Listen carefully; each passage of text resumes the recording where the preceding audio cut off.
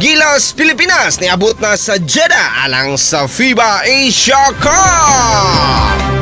Niabot na ang Gilas Pilipinas sa Jeddah, Saudi Arabia sa pipila ka mga adlaw so wala pa ang FIBA Asia Cup. Kini ang gipaambit sa Philippine Basketball Association sa ilang social media accounts. Lakip na sa mga magdudua, mao sila si Calvin Oftana, Carl Tamayo, CJ Ferres, Scotty Thompson, Dwight Ramos, Jamie Malonzo, Chris Newsom, Kevin Kiambao, AJ Ido, Japit Aguilar, June Mar Fajardo ug Justin Brownlee. Ang head coach sa Gilas Pilipinas nga si Tim Cone giulagway usab uban sa iyang mga deputy nga sila Jong Oychico, Richard Del Rosario ug Sian Chambers. Ang Pilipinas magsugod na sa ilang kampanya karong Agosto 6 batok sa Chinese Taipei sa dili pa makigsangka sa New Zealand karong Agosto 7. Ang Iraq maoy katapusang tahas sa Pilipinas sa group stage karong Agosto 9. Kini si Idol B sa 93.9 iFM, di kapungan sa paghatod sa nagunang balita. Tatak iFM, Balita!